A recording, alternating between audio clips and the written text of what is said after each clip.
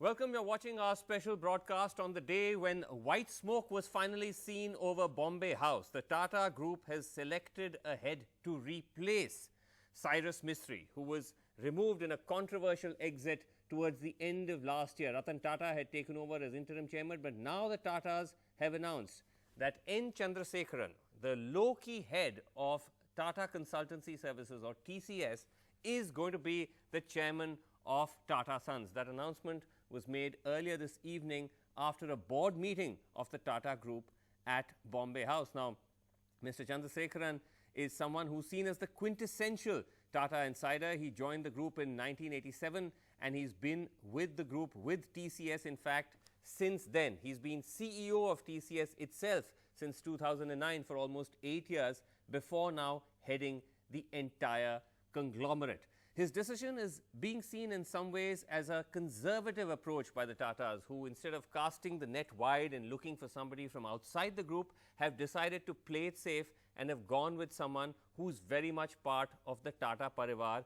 At the same time though, many are already commenting on the fact that he has the merit to take the big role because of the fact that TCS continues to remain the cash cow for the entire Tata Group. Putting up almost 70% of its revenue and 40% of its market cap.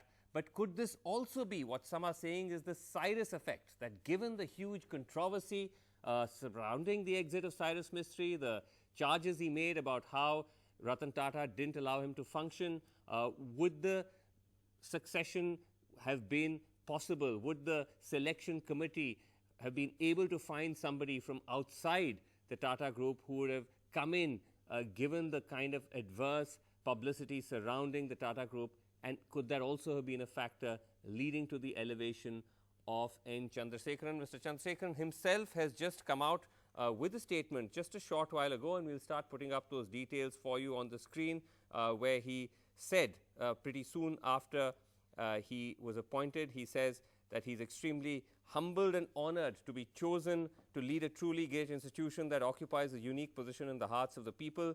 He wants to thank the Tata Sons board and Mr. Ratan Tata for their confidence.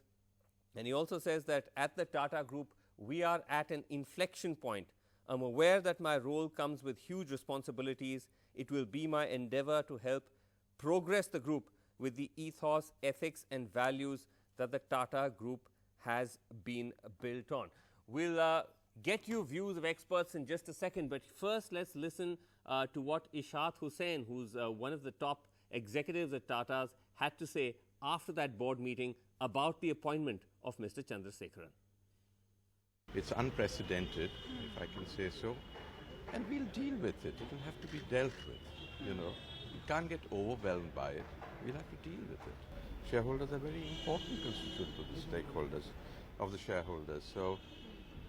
So I think they will feel, my personal view is that I think our shareholders will like this decision.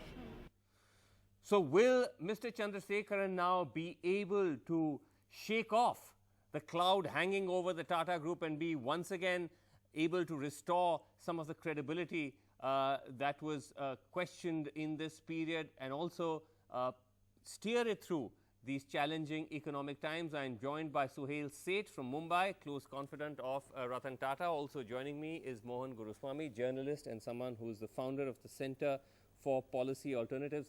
Suhail, thanks very much for being on the show. Now, of course, taking nothing away from Mr. Chandrasekaran's formidable track record, but is it also correct to see this partly as the result of the Cyrus Mistry effect, that the Tatas decided to play it safe and go with someone who's an insider?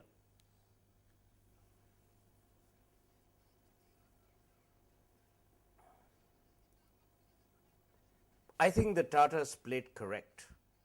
Safe is almost a defensive statement to attribute to the House of Tata.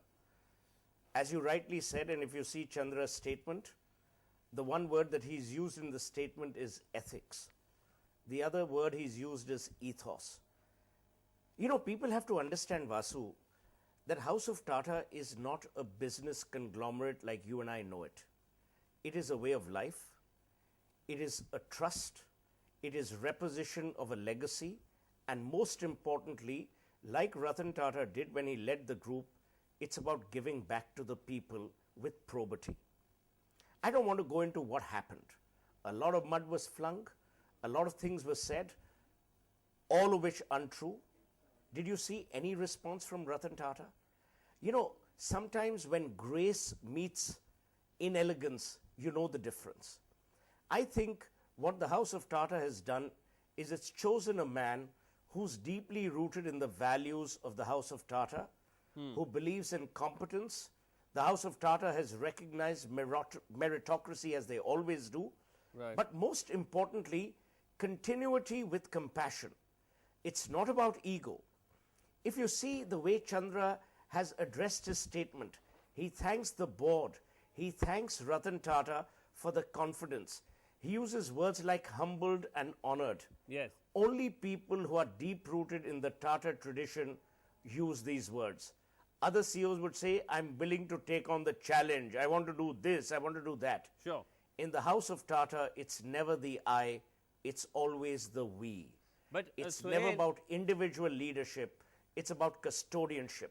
Ratan Tata had walked into the sunset.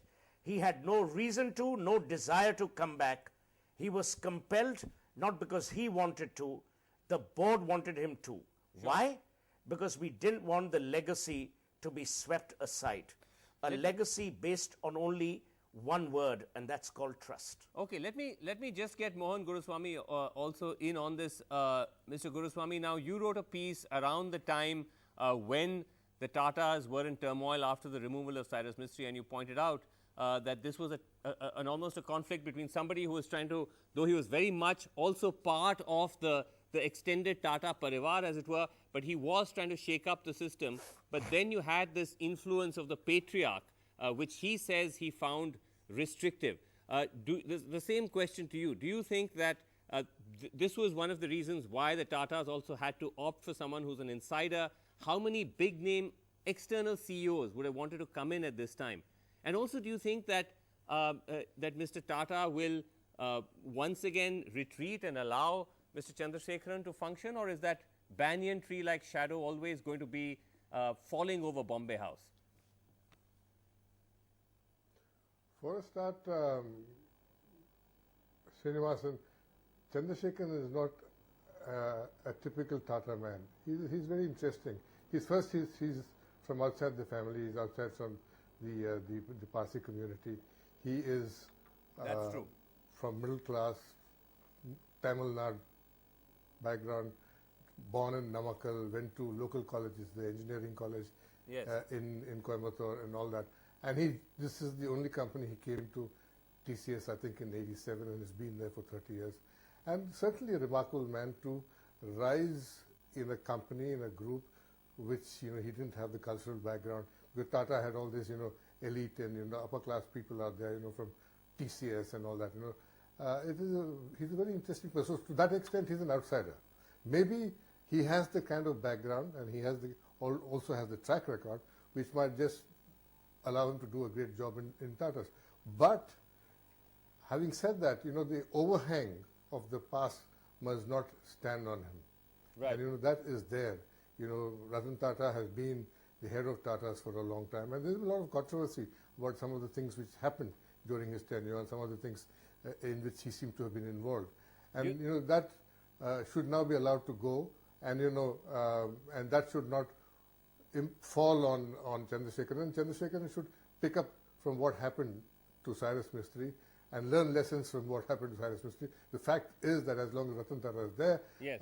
The Tata Trust will control 70% of Tata Sons, and he has to also survive to get along and take the organization forward. I think maybe Cyrus Mistry was in a bit of a hurry, Right.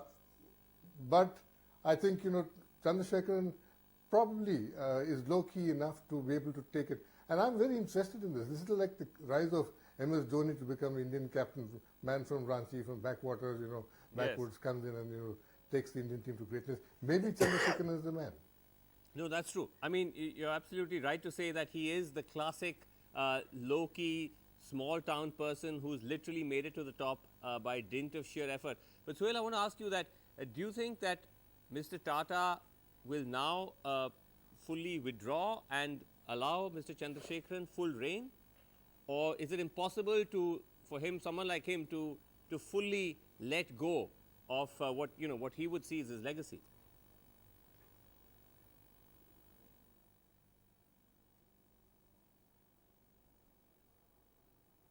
So here's the thing, Vasu. You're in NDTV. You've got a doyen of the news business in Pranoy Roy. Would you want Pranoy to leave? Even if Pranoy abdicated or said, I want to move on, you would want his wisdom, his sagacity. The difference here is Ratan Tata had moved away. He didn't attend any meeting of Tata Sons, even though he was chairman emeritus. He was the one who wrote, I want you to be your own man. Why would a man write that if he had an ulterior motive? Number two, for those of us who've had the privilege of knowing Ratan Tata, yes, he's a man of principle and he's a man of strong belief. One minute. He's not the kind of person who's hankering for power because he has no heirs, no legacy to build. He has no sons or daughters to leave an empire behind. You've got to understand that he continues to be the custodian, not of a trust or a company, but of a way of life, of a value architecture, of an ethics pyramid. I don't think Ratan Tata is ever keen or interested or even desirous of interfering or being the banyan tree like you described. Okay, I fair believe enough. that Chandra, yes, with his understanding of the Tata culture, and if I were Chandra, I would reach out to Ratan Tata and say, you be my Lee Kuan Yew, you be the senior advisor. I mean, he's starting a journey which is going to last almost 17 years. Why would I not reach out to people who've been on that journey before? All right, let's continue to get reactions. I spoke also a short while ago. You may be a great mountaineer, Vasu, but yes, you still need the Sherpas to help you climb Mount Everest. All right. I spoke a short while ago to Kiran Majumdar-Shaw of Biocon and asked her for her first reactions to the news of Mr. Chandrasekaran's appointment. Your first reactions, your first thoughts to the appointment of Mr. Chandrasekaran as the head of the Tata Group. Well, I certainly welcome this news. I think Mr. Chandra is an exemplary leader. He has played a great role at TCS and always, brought it to a leadership, a very strong leader. He's driven it with strong leadership. And I therefore believe that, the choice made by the board of Tata Sons obviously is something that must have been done with a lot of consideration. And at least as far as I'm concerned, this is a great choice because Chandra does, represent a very, very key sector in the country and in which he has shown great leadership. Right. But the fact that once again they've opted for somebody who is a Tata insider in that sense. I mean, in the run-up to it, there was the usual speculation about, big CEOs from around the world as possible candidates. But once again, it's someone who's very much from within the Tata family. Well, Tata's is a very complex organization, and I guess someone who understands the Tata ethos, someone who understands the complexities of the Tata businesses is someone I think who can play a very strong role. But ma'am, at the same time, do you think it's going to be quite a challenge for Mr. Chandrasekaran because he takes over at a time when the group has been embroiled in so much public controversy over the exit of Cyrus Mistry and a number of allegations made by Cyrus, which include, he said, the fact that he was not allowed to operate with a free hand? Well, I would say Chandra is a very non-controversial person, and I think he has always risen to great challenges. And I think he is going to, I'm sure, look at this as an opportunity to turn things around. So I'm sure he's going to do things with a lot of deep sense of responsibility and, of course, a deep sense of loyalty for the Tata Group. Right. And, it's something that I'm sure he will do very well. What do you see now as a role for Mr. Ratan Tata, ma'am? Because, of course, he said that he's only going to be around as an interim chairman to oversee the transition and then step back. Of course, the suggestion was by Cyrus Mistry that he never really stepped back. Do you think Mr. Tata will now finally be able to step back and focus on his other interests, or in some ways can his sort of almost shadow never really go away from the group? Well, I think, Chandra has worked very closely with Mr. Tata, and I'm sure he knows how to work with Mr. Tata. And Mr. Tata has said what he wants to do, and I'm sure he will do what he says he will do. And just last question to you, that do you have any recollections or any anecdotes about Mr. Chandrasekaran that you would like to share? Because he has been the head of a number of industry bodies as well, so perhaps you may have interacted with them there or at Davos or anywhere. Any recollections that come to mind? Well, I've always had the pleasure of interacting with him on various industry body meetings, especially at CII. And, he's always been a very thoughtful and, very engaging person. So, I don't have specific anecdotes, but suffice to say that he's always, made some very, very thoughtful comments at these meetings, which I've always, appreciated. Right. Okay, we're going to also go live across now to Mumbai, where Mr. Chandrasekaran is about to address his first press conference as the head of the Tata Group. Mr. Chandrasekaran appointed, as we said earlier this evening, in a surprisingly quick decision by the Tatas. They had given themselves at least till the middle or the end of February to come up with that decision, but they seem to have gone with it. Mr. Chandrasekaran is someone who's worked with TCS since virtually his joining the Tata Group, and has now been elevated to its head. Let's listen.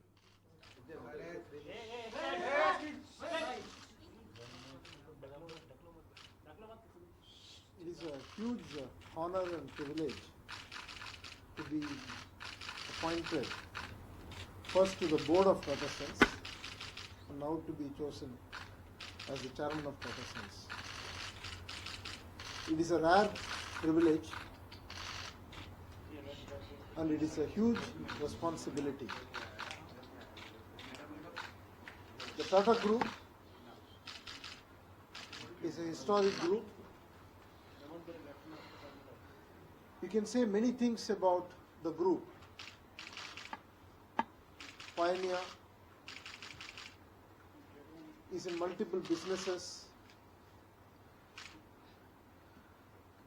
has held the highest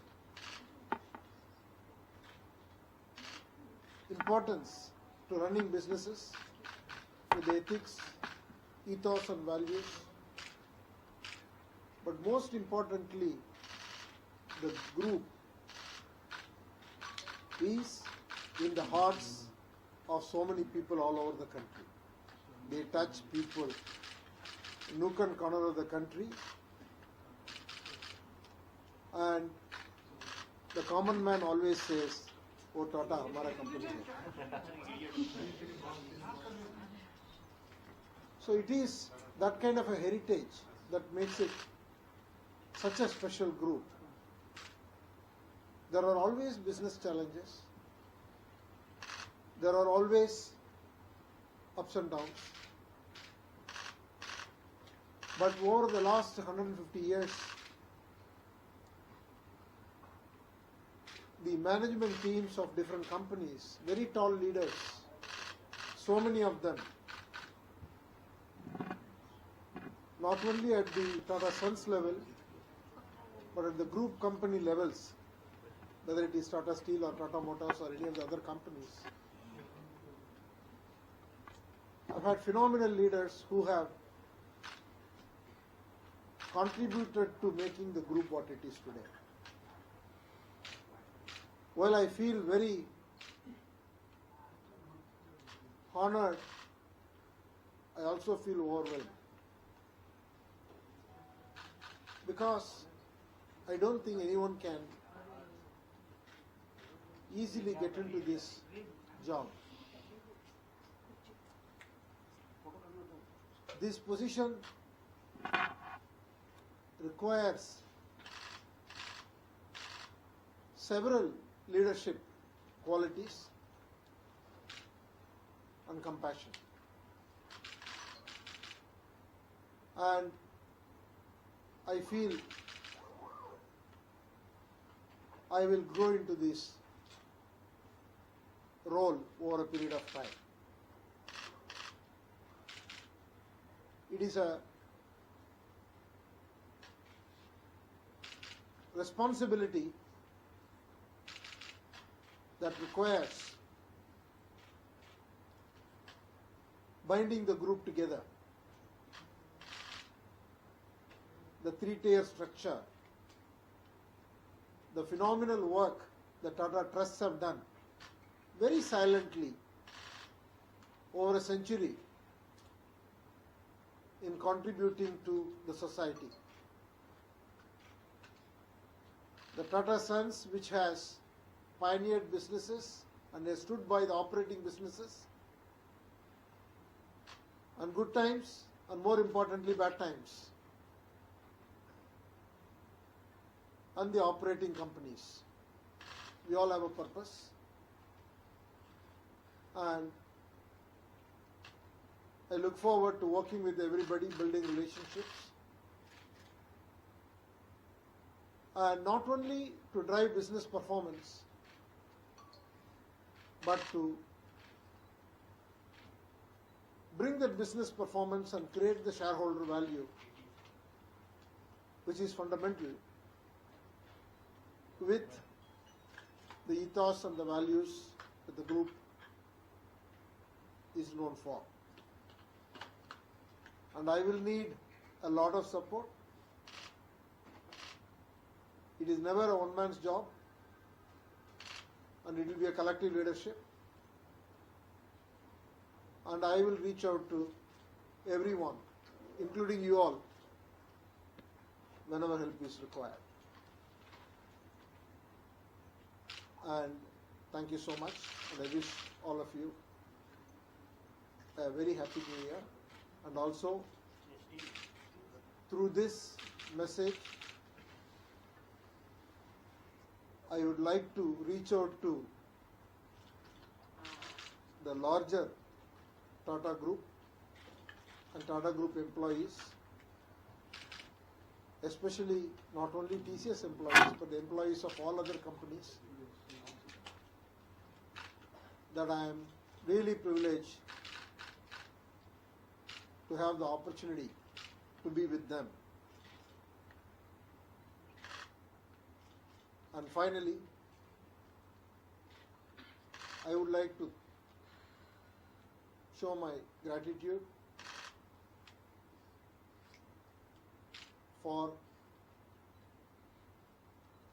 the board of Tata Sons and Mr. Ratan Tata for placing their confidence and faith in me